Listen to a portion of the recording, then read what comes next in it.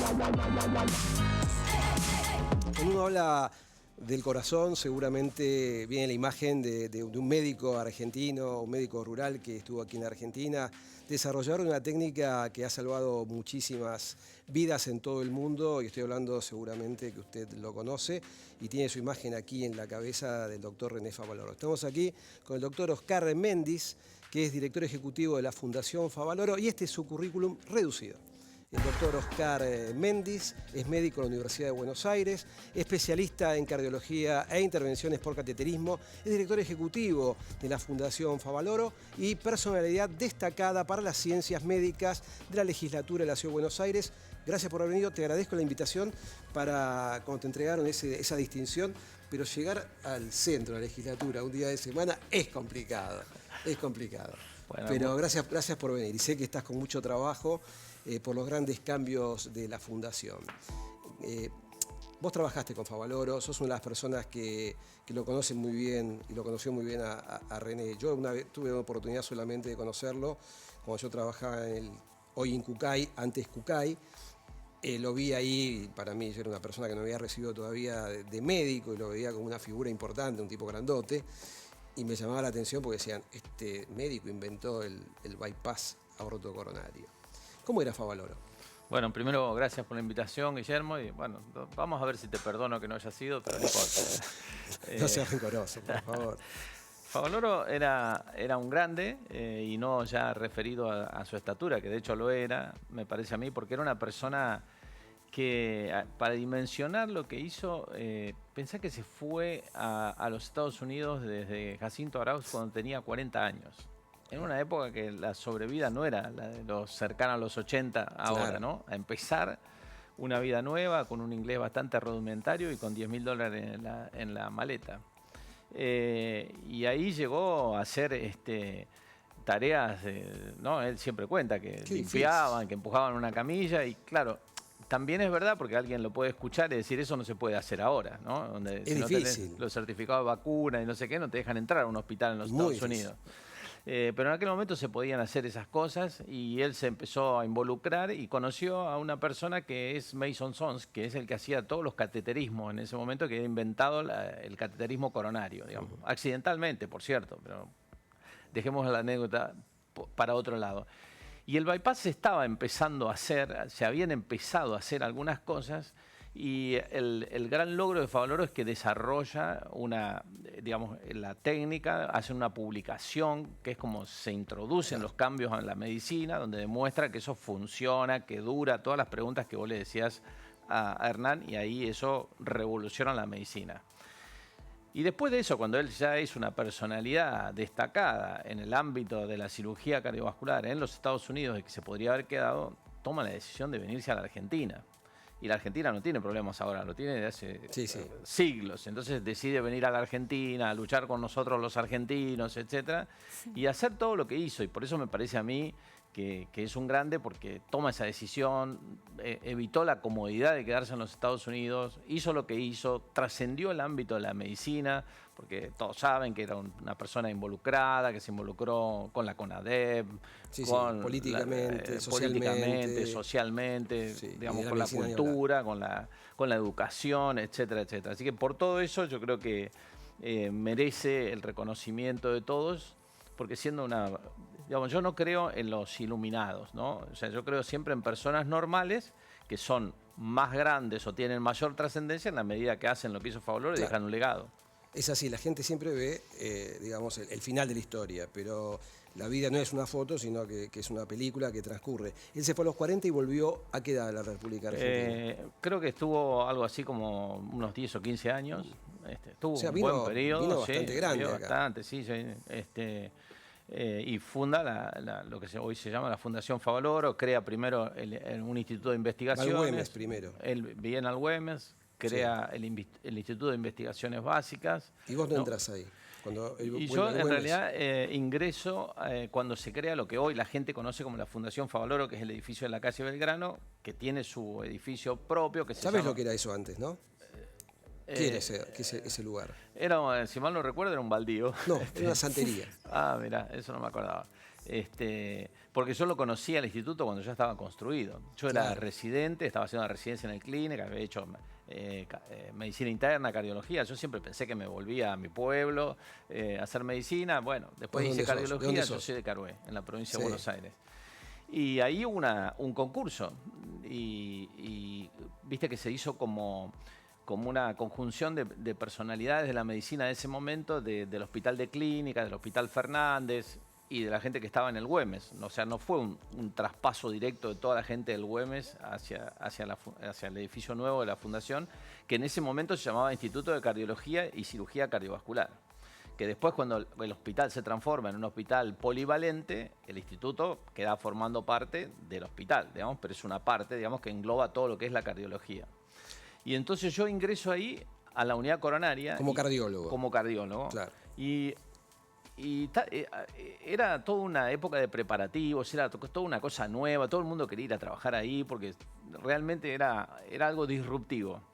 Y estábamos un día ahí, había un señor que había visto un programa de televisión muy famoso de una conductora que hace almuerzos, donde Favaloro había ido y le había dicho que... Famoso almuerzo ese, que tuvo él. Claro, y que se iban a operar pacientes sin recursos. El paciente tenía una lesión del tronco de la coronaria izquierda, andaba dando vuelta por Buenos Aires y nadie lo operaba.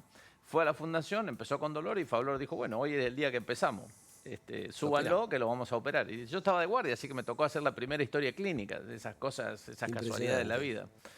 Y después de algunos meses descubrí un poco como el intervencionismo, que era algo que estaba surgiendo, que por ahí en mi etapa de formación de la cardiología no lo habíamos visto tanto. Y entonces me entusiasmé y como que di marcha atrás. Hice mi tercera residencia. 3 residencias. Que fue la de intervencionismo. Y bueno, y ahí te quedaste. Y ahí me quedé. Bien, vos sos el jefe de cardiología intervencionista de la Fundación Favaloro de hace muchos años. ¿Cuántos años? Desde el 2000.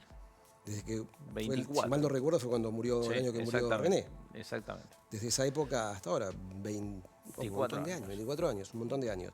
Y ahora dirigís, sos director ejecutivo de la Fundación. La Fundación ha sufrido cambios, de hecho, bueno, René lo impactó negativamente, todos los problemas económicos que tenía, estamos hablando de 25 años atrás, o sea que hoy la salud también sigue siendo un problema enorme, porque como decimos habitualmente los médicos, la salud no tiene precio, pero tiene un costo, y alguien lo tiene que pagar eso, y generalmente el dinero nunca alcanza, ¿no? Porque cada vez más la tecnología, las nuevas tecnologías, los medicamentos, las nuevas terapias, todo eso genera un aumento del gasto en salud enorme, y para las instituciones es muy difícil pagar esto. A veces la gente...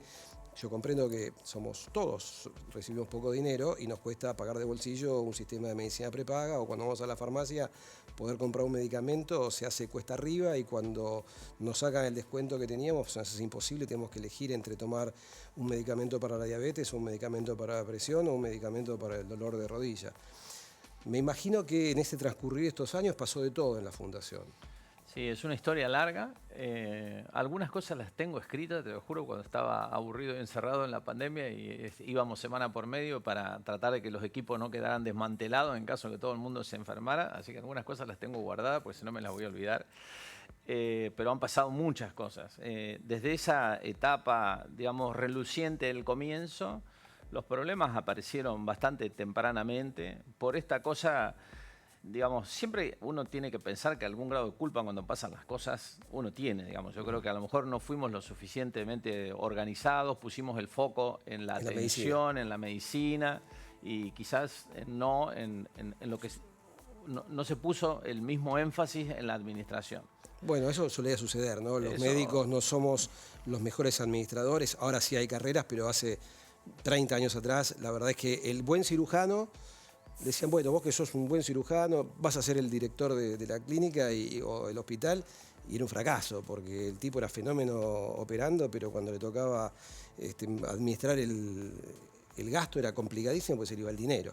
Y esto suele suceder. Bueno, y yo te diría que parte de eso pasó de todos esos pacientes que al principio se operaron, que operamos un porcentaje no despreciable de pacientes sin recursos, que el ministerio pagaba lo que se gastaba, pero no se pagaban honorarios. Digamos, todo eso fue generando un déficit que se fue acumulando y que llegó a la crisis que termina con la vida de Favaloro. Así que imagínate, para los que estábamos ahí, en un lugar que estaba en crisis, que hacía teníamos atrasos de salario de 6 meses, hoy resultaría incomprensible, ¿no? Digamos, te diría que no hay ningún trabajador que soporte eso.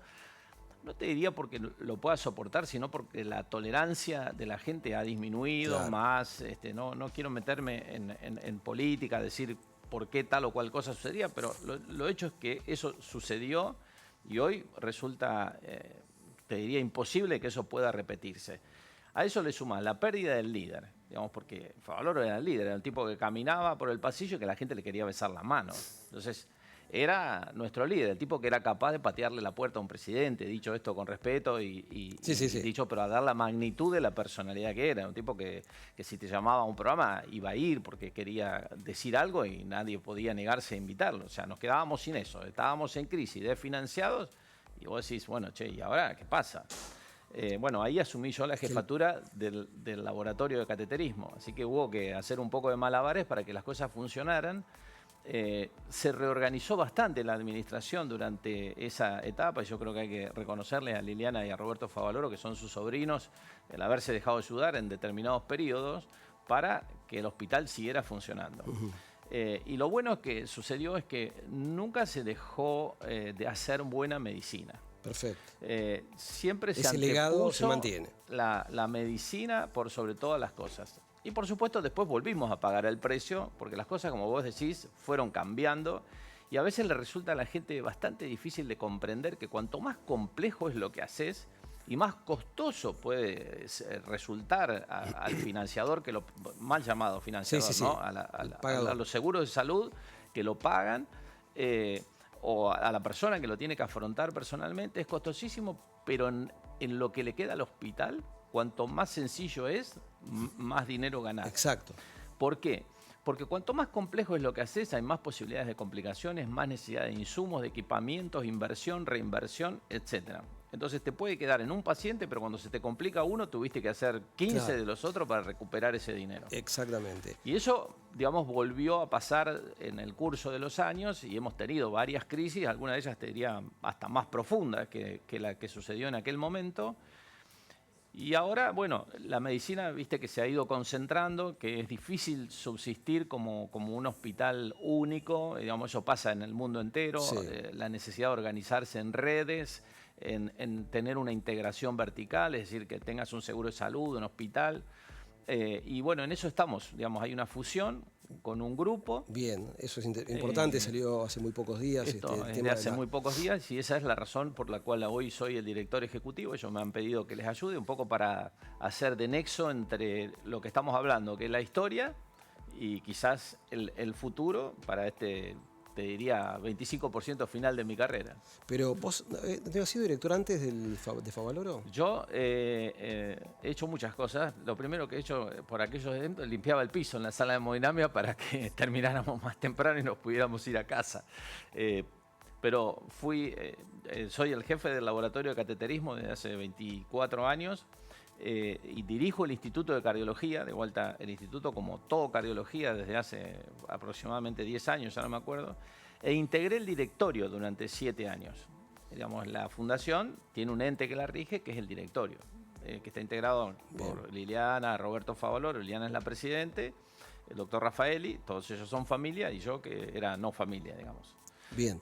Y después me fui, y ahora vuelvo como director ejecutivo. Me fui, quiero decir, dejé ese cargo administrativo. La fundación recibe aportes de empresas que colaboran, hacen eventos, cenas para recaudar todo eso fondos, se sigue haciendo. Pero te diría que no es la solución de los problemas. Claro.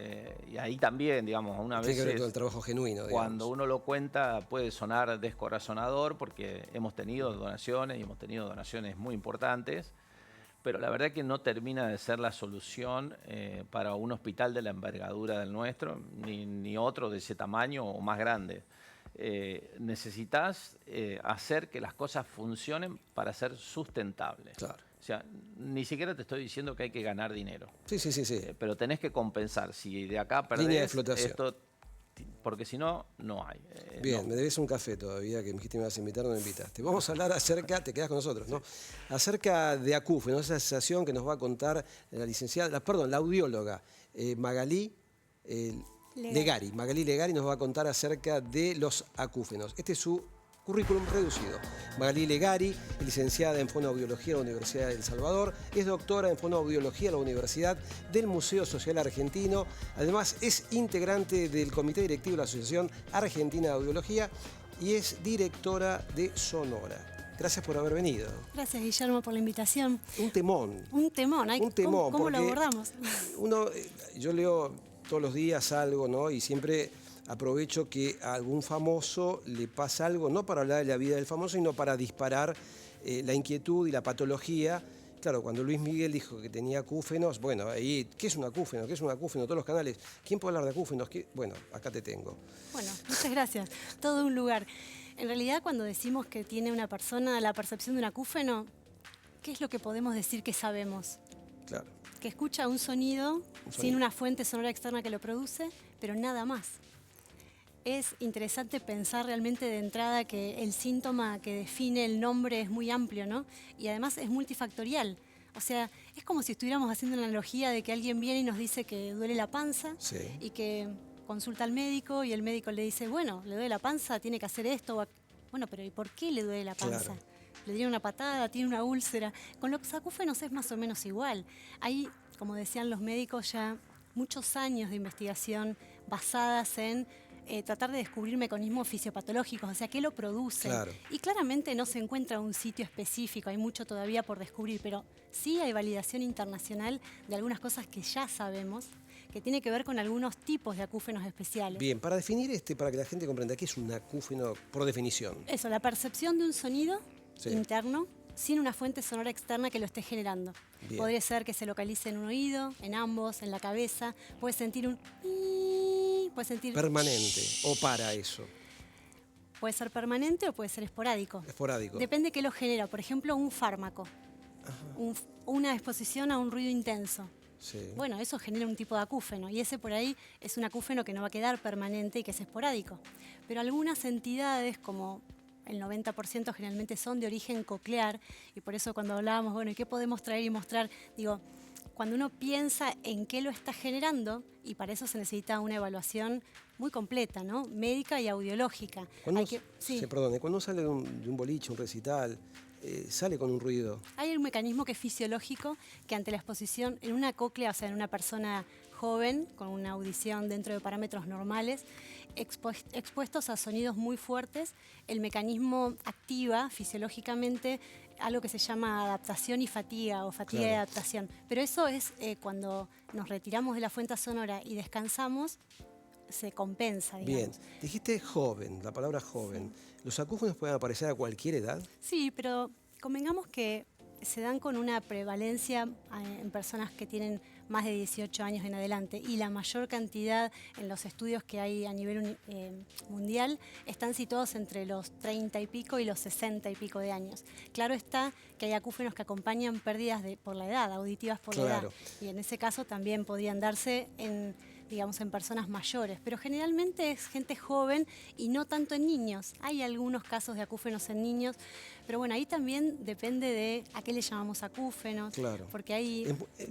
es muy subjetivo, ¿no? Por definición es subjetivo. Es subjetivo, porque yo hoy te digo, sí, me molesta, me vuelve loco, pero vos no sabés cuánto me vuelve, cuánto me atormenta ese acúfeno, porque eso también depende de cada persona. ¿Hay algún fenotipo, alguna persona característica que digas, esta es la típica persona que debe tener acúfenos? Bueno, hay acúfenos que acompañan entidades características. Por ejemplo, una hidropesía o un Meniere, que es una entidad otológica bien definida, mareos, vértigos, acúfenos, presión aural. Ese es un tipo de acúfeno, por ejemplo, que está muy definido, que es característica de personas que tienen, por ejemplo, un componente bastante... analítico, que quieren que todo esté bajo control, que hay mucha presión, porque convengamos que hay que pensar, bueno, en este caso es claro, y el tratamiento de ese tipo de acúfenos también es bastante facilitado hoy por las validaciones internacionales. O sea, uno puede tratar a un acúfeno que está cursando dentro de un cuadro de Meniere con antibiótico-terapia, con terapias sonoras, con dispositivos de ayuda auditiva si hay una pérdida auditiva. Bien, ahí estamos viendo una terapia de reentrenamiento, ahí tenés tú. Sí, bien. ¿Cómo es el proceso este? Bueno, en el caso, por ejemplo, de que nosotros tengamos hecho una evaluación que determina un poco lo que decías, Guillermo. O sea, bueno, primero, si el paciente está consultando, sí o sí hay que tratar de ver qué es lo que está generando el acúfeno y ofrecerle una terapia para que mejore su calidad de vida. Y nosotros también contamos con test, por ejemplo, lo que decían hoy, una escala visual análoga, en donde uno puede situar no solo la intensidad que tiene el acúfeno en el paciente. Esto es una escala de acúfenos. Es una escala visual análoga como la que usaba el doctor también, pero bueno, es Va de una escala... 0 a 10, esto te lo marca el paciente. Te digo, para mí es 7. Y por ahí para otra persona es 10, insoportable. Sí, y le marcamos que 0 2. sería como algo muy imperceptible y 10 sería una intensidad muy grande. Pero también podría ser que lo usemos para ver cuánto le molesta. Perfecto. Y junto con esto también hay un THI, que es un Tinnitus Handicap Inventory, para ver en qué situaciones el acúfeno le genera mayor malestar. Pero un poco retomando lo que estábamos preguntando de las terapias sonoras, sería que una vez que está evaluado y vemos qué puede estar generando el acúfeno, se busca la alternativa de tratamiento acorde a eso.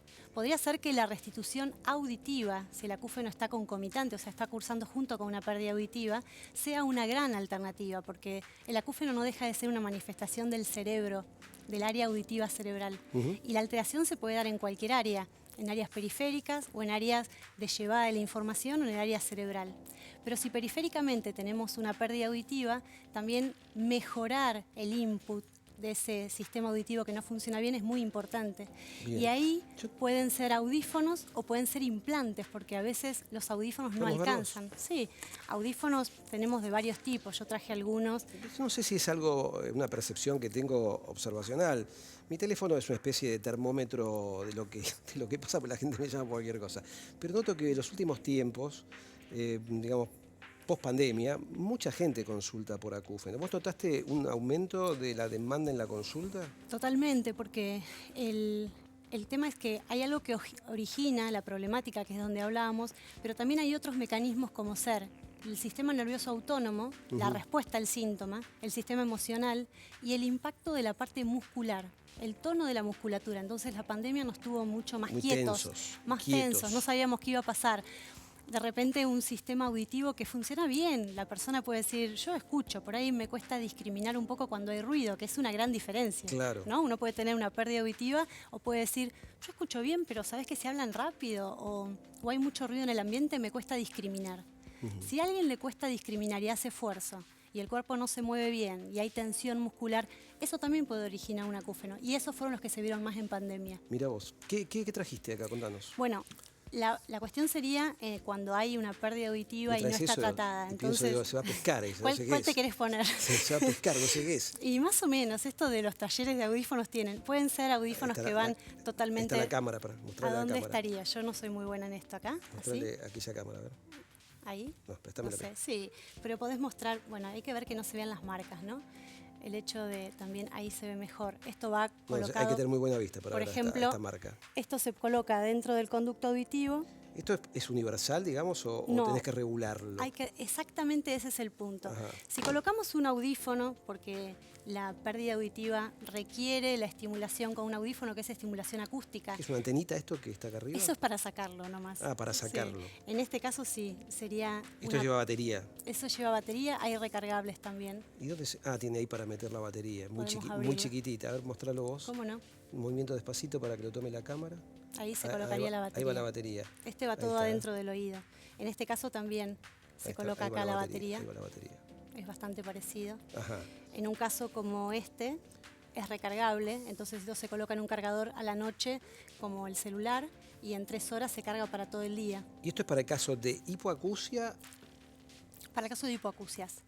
Y hipoacusias que son rehabilitables con estimulación de un audífono que se requiere como herramienta, pero que necesita un control audiológico para ver que lo que estamos justamente estimulando para compensar la pérdida periférica tenga su correlato en la compensación de la gran problemática que es que el área cerebral auditiva no está trabajando bien.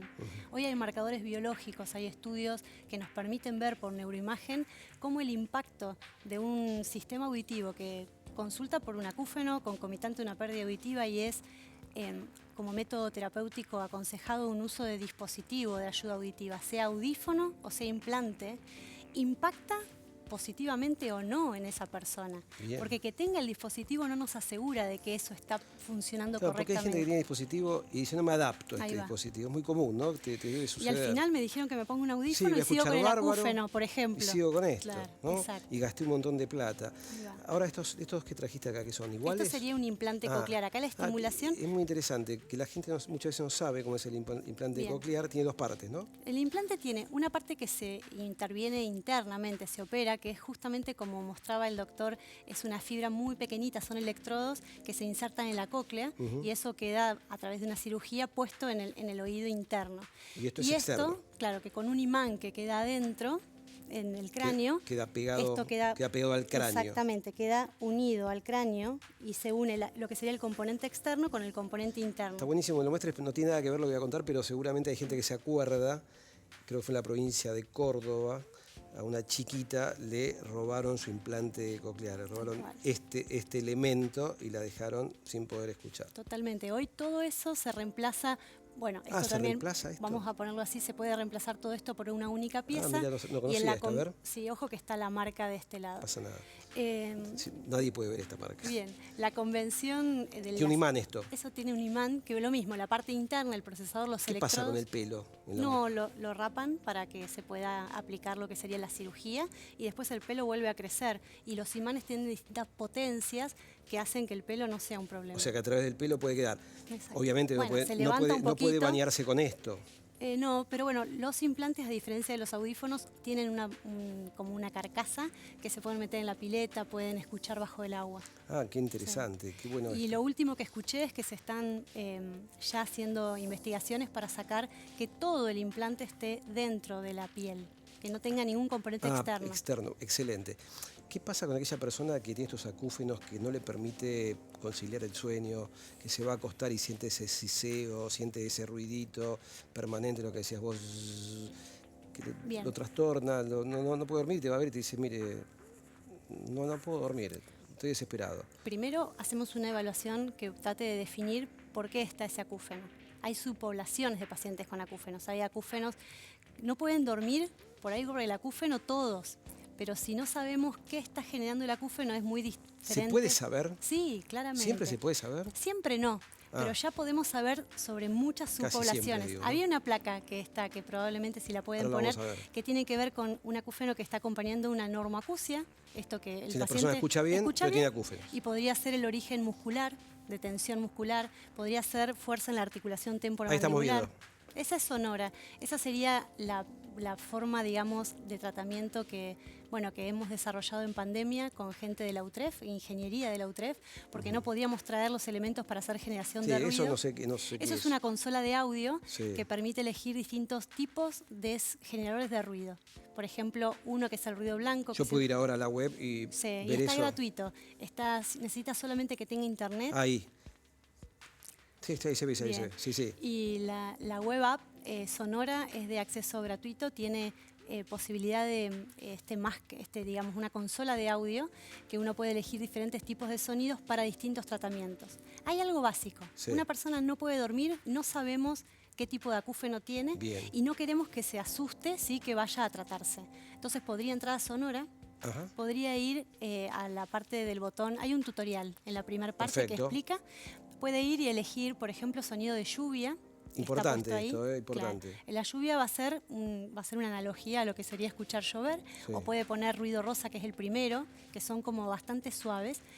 Pero cuando se escucha en un ambiente silente, hace un enriquecimiento sonoro ambiental inocuo y que hace que el cerebro no detecte tanto su acúfeno. Y tiene un cronómetro la página. Entonces uno puede pensar en poner ese estímulo, poner un cronómetro de 40 minutos y que haya como un efecto on-off, que no tenga que estar lidiando Bien. con que está escuchando su zumbido. Eso mientras se evalúa y después la misma página se puede usar con indicaciones ya más específicas, ¿no? Hay gente que va a YouTube, a algún sitio de música para tapar Ahí va, para los enmascarar. acúfenos, para enmascarar, no tapar, para enmascarar los ruidos. ¿Esto es recomendable, no es recomendable? Hay muchas ¿Conviene asesorarse? Bien, muchas terapias. Primero, vamos a YouTube, ponemos el mismo ruido blanco que aparece con el mismo nombre en Sonora. Sí. Y cuando escuchamos, está grabado como MP3. Sí. ¿Qué impacto tiene eso en el sistema auditivo? El sistema auditivo va de 20 a 20.000 Hz. El habla humana, digamos, nosotros evaluamos en una audiometría hasta 8.000. Y si hay un MP3 de ruido blanco que estamos escuchando, impactamos en lo que sería el piano auditivo. Hablemos del oído como si fuera un gran piano. Sí. Más fácil. Tenemos 3 octavas de audición, ¿no? Y nosotros estamos diciendo que vamos a trabajar la primera octava. Y el ruido blanco que está en Sonora trabaja con toda la octava. En cambio, vamos a YouTube, a un ruido blanco que está puesto por Spotify, y por ahí tiene un impacto en 1/3 de la primera octava. Entonces, estamos exponiéndonos a algo que no está haciendo ningún efecto terapéutico. Bien, la consulta es muy importante. He conocido gente que a través de estos acúfenos han tenido que consultar a psiquiatras. Sí, desde ya. Porque no sé si esto puede causar depresión, si puede generar ideas de suicidio. ¿Puede suceder esto? Es que imagínese la situación, Guillermo, de estar con un sonido como un pi, que en una escala visual análoga yo le diga al paciente, bueno, a ver, si tú qué intensidad tiene hoy, acá. Te marca 8. Entre 0 y 10 y me dice, y yo le digo, si mi voz está en un 5, para dar una referencia, mi voz la voy a situar en un 5. ¿En cuánto está? En 9. Pi o shh, todo el día. Entonces, las técnicas de enmascaramiento, que sería poner un sonido más fuerte, pueden ser aplicables en algunos pacientes, pero no en todos, porque podría haber un efecto rebote. Bien. Uno puede poner un ruido fuerte, como ser un ruido blanco, aunque sea de Sonora, fuerte, y podría ser que el acúfeno tienda a querer ganarle a ese ruido. Claro. Tenemos que consultar para ver cuál estímulo. Esa es la clave, ¿no? La consulta. Bueno, te quedas con nosotros. Sí, claro. Vamos a una pequeña tanda y volvemos con las trivias del día de hoy. Gracias.